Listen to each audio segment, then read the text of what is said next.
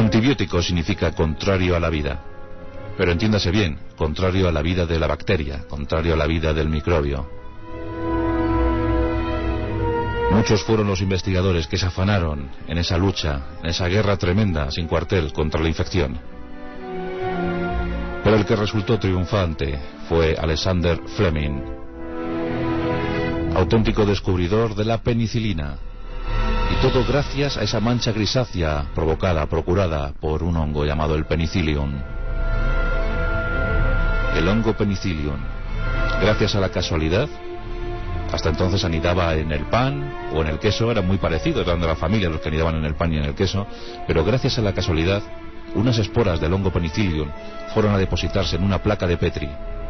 Y justo esa placa de Petri estaba siendo investigada y explorada por Alexander Fleming. Eso ocurría en septiembre de 1928. Pero antes ocurrieron otras cosas que conviene comentar.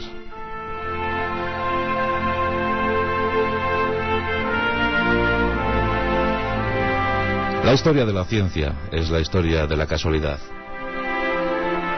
Eso sí, una casualidad que aparece mientras que el investigador, mientras el científico está trabajando. Y trabajando duro, muy duro. Casi siempre sin medios, sin recursos posibles. Alexander Fleming no fue la excepción. Alexander Fleming tiene una historia apasionada y apasionante. Una de esas vidas que nos reconcilian con la humanidad. Un trabajo entregado a esa humanidad.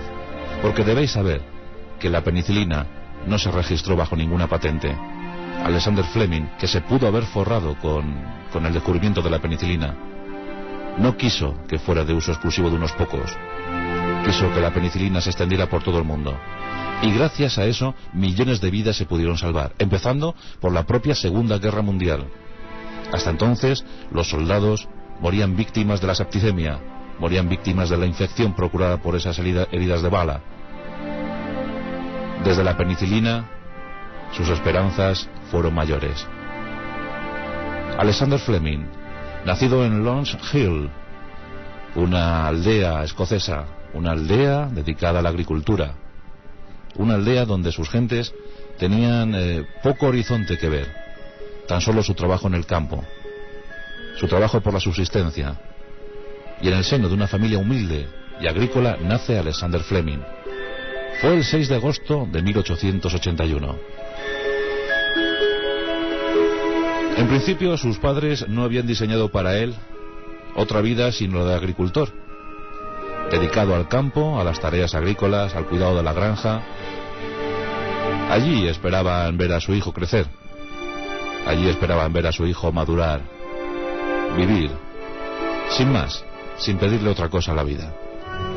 Pero Alexander Fleming estaba destinado a otras aventuras. Pronto mostró inquietud por la cultura, por la medicina, por todo lo que supusiera el saber, el conocimiento. Y aquí vamos a contar una historia que no deja de ser curiosa y además pues muy enriquecedora. Vamos a hablar de la conexión entre la familia Fleming y la familia Churchill. Esto bien pudiera ser una leyenda, porque repito, no está confirmada la historia, pero la vamos a contar porque llama mucho la atención. Dice esa narración que finalizando el siglo XIX llegaron unos grandes señores de Inglaterra a pasar una temporada en Escocia. Y muy cerca de Lons Hill se establecieron para pasar un verano. Estamos hablando de un gran noble llamado Danforth Churchill. Tenía un hijo llamado Winston. Winston salió al campo a pasear y tuvo la mala suerte de caer en una ciénaga, en una zona de arenas movedizas, una zona pantanosa. Y allí desesperado pedía ayuda. Su fin se acercaba, era lento y progresivo. El joven lo estaba pasando realmente mal. Y aquí cuenta la historia que el padre de Alexander se encontraba trabajando en el campo cuando escuchó los gritos del joven. Rápidamente se acercó al pantano, se metió en él hasta que la zona le cubrió la cintura y extrajo al joven de la ciénaga, salvándole la vida, claro. El hecho, pues, en principio no iba a tener mayor importancia, sino la de haber salvado la vida de un joven británico que por allí andaba pasando sus vacaciones. Pero Winston contó todo a su padre. Y al poco, un carruaje suntuoso se plantó ante la granja de la familia Fleming. Lord Dunford bajó del carruaje, se dirigió al padre de Alexander y le dijo: usted ha salvado la vida de mi hijo. ¿Cómo se lo puedo pagar? ¿Cómo se lo puedo premiar? En ese momento el señor Fleming dijo: usted no me tiene que pagar nada. Fue mi deber. Lo hice con mucho gusto. No tiene que darme nada a cambio. Lord Dunford, agradecido ante todo, dijo: quiero que ese niño que estoy viendo en el umbral de la puerta tenga la misma educación, reciba la misma instrucción que mi pequeño Winston. El señor Fleming en ese momento pues no dio mayor importancia y lo dejó estar. Pero al cabo de los años, la familia Fleming recibió una dote económica. Y esa dote económica permitió que Alexander pudiera ir a la universidad a estudiar medicina, que era su deseo. Qué curioso, pero años más tarde, Winston Churchill, ya como primer ministro del Reino Unido, contrajo una neumonía. Y en ese momento dicen que la penicilina, descubierta por Alexander Fleming, salvó de nuevo la vida de Winston Churchill. Por tanto, el padre salvó a Winston cuando era joven, y el hijo lo volvió a salvar años más tarde. Dicen que el que siembra recoge. Es una historia no confirmada, pero que circuló con mucha intensidad por el Reino Unido. Es la conexión entre la familia Fleming y la familia Churchill, dos familias muy notables de aquel Reino Unido. Bien, pues tengamos en cuenta que la familia Fleming ya tiene dinero para dar estudios a su chavalín. Hasta que llegó ese dinero, Alexander había trabajado en el campo y también había trabajado como oficinista, había trabajado en una oficina. Pero con ese dinero, con ese recurso económico, que bien pudiera ser de Lord Dunford Churchill o de una herencia recibida de algún familiar, Alexander marcha a la universidad y se va a Londres. Y allí, en el año 1906, cuando tenía 25 años, se doctora.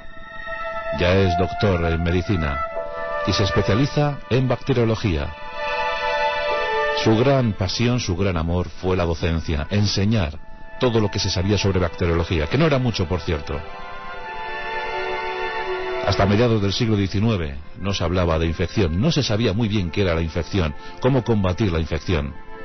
Fijaos que la palabra malaria viene de mal aire, pensando que la malaria era provocada por el aire pútrido de los pantanos.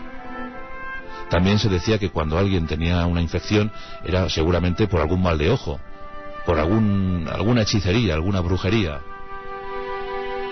No se sabía muy bien cómo contrarrestar. Había algunos remedios naturales, pero eran insuficientes, claramente insuficientes. En la Edad Media sí que los médicos, los doctores de entonces habían detectado que poner una mascarilla para los tratamientos de la peste era útil. También recomendaban quemar los cuerpos de los dañados por ese mal. El sentir popular hizo incluso generar medicinas propias para cada lugar. En la Sarquía malagueña, por ejemplo, se hablaba del pan de embarazada, el mendrugo de embarazada. Se colocaba un pan en una habitación oscura, se dejaba que enmoheciera, y cuando el moho lo había cubierto completamente, se le suministraba a la parturienta para que de esa manera evitara las fiebres posparto. Ya de alguna manera se estaba entrando en contacto con el mundo de los hongos.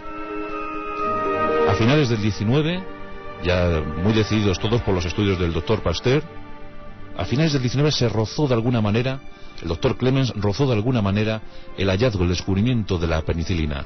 En 1896 publicaba un trabajo basado en su tesis sobre la guerra entre los hongos y las bacterias. Se rozó el descubrimiento, pero nadie se percató de ello. De hecho, ni siquiera Fleming tuvo conocimiento de este estudio. Pero en el año 1906, como os decía, con 25 años ya es doctor en medicina. Y ya le podemos ver en sus primeros centros de investigación. Como para todos los jóvenes europeos, llegó la tragedia. En 1914 estalló la Primera Guerra Mundial.